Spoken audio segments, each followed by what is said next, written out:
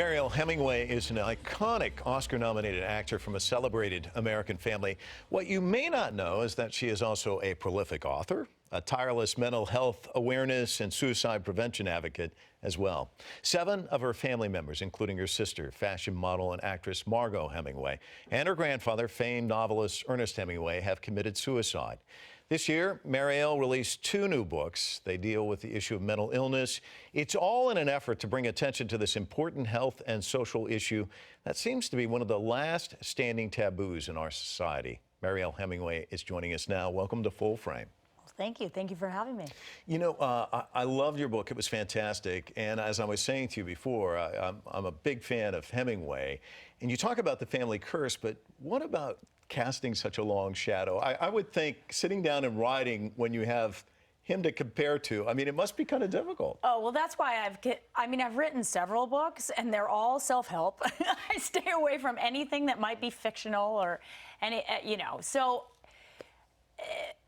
I did it to tell a story about my life, not because I think my life is so incredible, but because I actually think more people have my story than realize, I mean, I think they look at somebody like me and they think, oh, she never has a problem, whatever.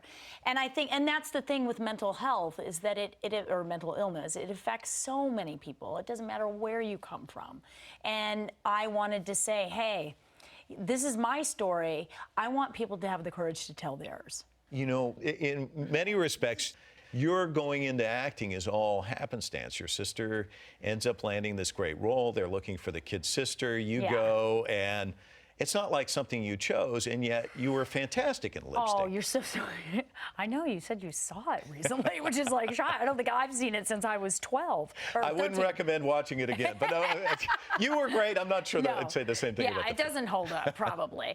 But yeah, that was a very interesting and challenging thing as well, because as you see in the book, my sister and I had a very tumultuous relationship. I was 7 years younger than her. I sort of took her place. She was the baby, and then all of a sudden, I show up to say, hey, move out of the way, I'm taking over, or at least that's what she thought. So I think there was always a little bit of competition. So it was actually super surprising that she actually recommended me to play her little sister in this movie. And I was surprised, because I thought, oh, wow.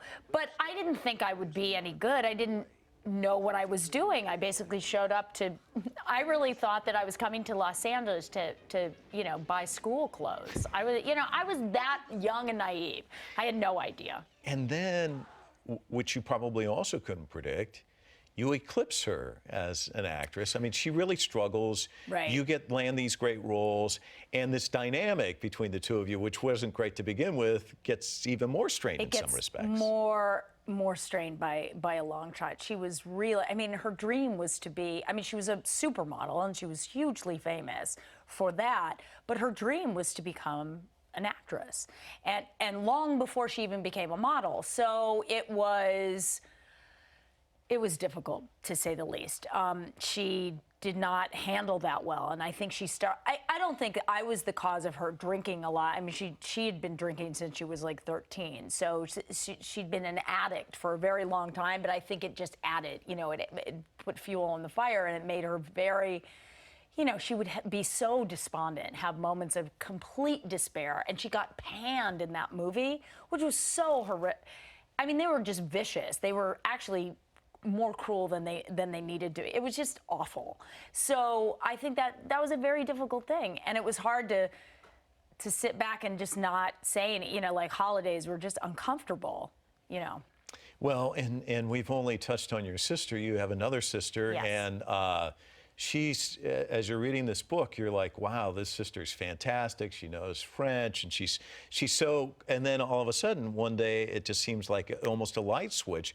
She starts having mental health issues. She did a lot of drugs. She's much older than me. She's 11 years older than me, so she's the oldest. And we lived in Mill Valley. I was actually born in Mill Valley, California. And she started taking drugs in the late 60s, early 70s, taking a lot of LSD. It was like, it was the Grateful Dead, hippie tripping and, flower girl, and I think she did all of it and hung out with all of them and did a lot of drugs. And I'm one of the things I talk about is that I think there's a really strong link from addiction to mental illness. I think it can be a catalyst for genetic predisposition for any kind of mental illness, and that's what happened with Muffet. And it was heartbreaking for my family. I always thought she was, I was so young that I just idolized her. So she was starting to get a little strange, maybe, because she suffers from schizophrenia and bipolar and all of these different things. But I just thought she was sort of like a magical fairy. I didn't know. I was so young. But her life started to deteriorate because she was not able to maintain her own life by herself. And that was hard. We've only touched on your sisters, and then your parents had, they had their own issues too. And you find out, and I'm not going to give the whole book away, but then you have a grandfather who committed suicide. Yes. How do you find out that growing up and then find out about the Hemingway curse, which you write about? Well, here's what's so interesting. Growing up, I had no idea that my grandfather committed suicide. And then cut to my sister commits suicide, and my father won't admit it, won't say that that's what's happened, never spoke about my grandfather committing suicide. And that's another reason that I wrote these and that I talk about these issues, because suicide is also so misunderstood, and there's so much guilt for the people left behind. And there's also a feeling, and I think that my father's the tragedy of his life is that he felt abandoned, even though he was an adult when it happened. I was born 4 months after my grandfather committed suicide. But it doesn't matter what age you are as a child of somebody who commits suicide, you feel like you weren't good enough to stick around for. And then when he lost his daughter too, it was he just completely denied it. And I understand why. It was too painful for him to think that that was some sort of legacy that he was creating or part of. And I think I think it's very hard. But, if only my father had realized that, there was just generations of this, but also generations of alcoholism. A lot of drinking, a lot of depression. So they were intertwined. I'm not saying that it's always the case, but in my family, that link of, addiction to depression to, bipolar to suicide is very strong. And so then when you sit down to write this, and I imagine even before you sit down to write this, knowing that it's your sister, your grandfather, do you think about it? What is it about my makeup that I'm okay? Is this a curse? Is there going to be a moment where we all have dark moments where, do you question yourself and the psychology of the family and the genes, or? I did for a long time, and I think that was one.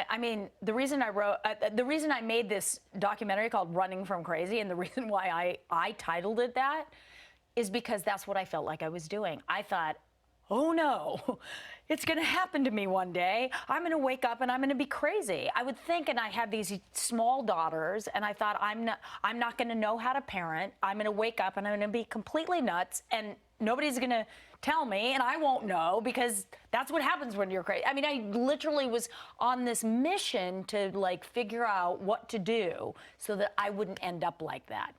And then, but the good news is I did discover many ways of finding, peace and finding balance in my life. And I have no fears of that anymore.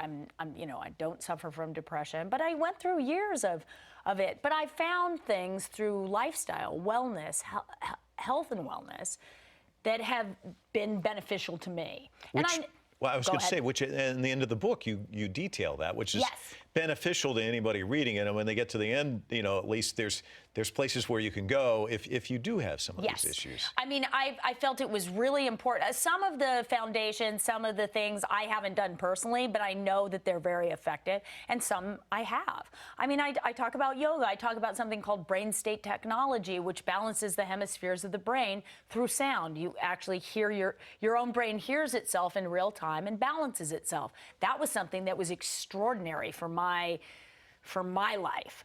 And I just share things that I've done, and then I share things that I know about, because I think that because mental illness is just this weird taboo subject, people don't know where to go. And mental illness kind of is it's a broad spectrum of things, because it is addiction, it's food disorder, it's eating disorders, it's bipolar, it's suicide, it's mental illness, it's suicidal tendencies, it's depression, it's minor depression, it's manic, it's like all these different things.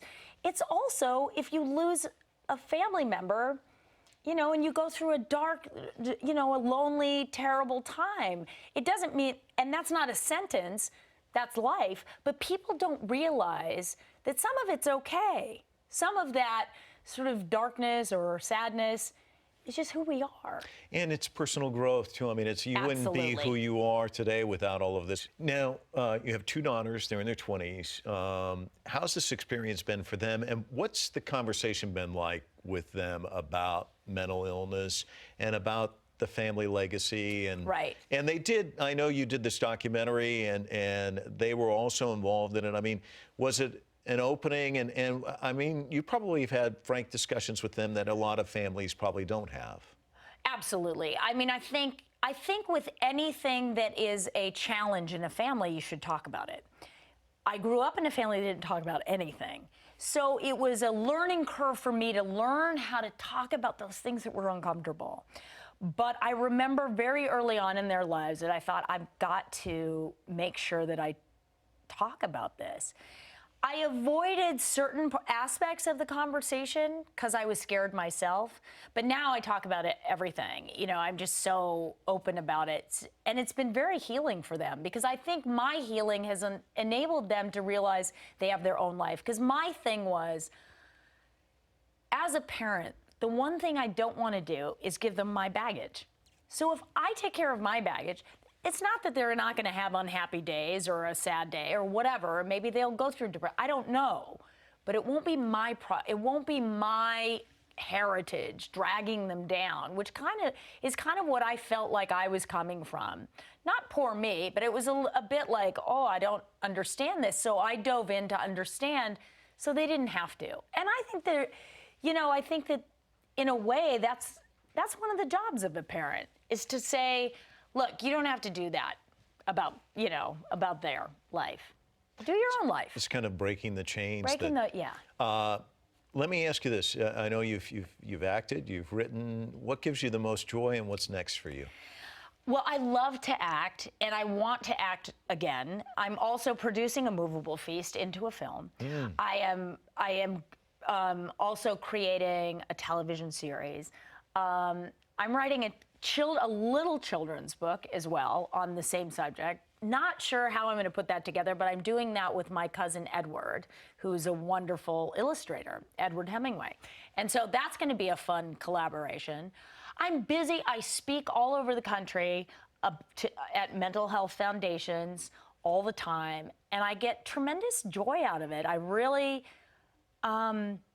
it's something I never thought I'd be passionate about, but it's like I really get up there, and when you really tell you tell your story from your perspective, it's wonderful, and I think it's very healing for a lot of other people to see.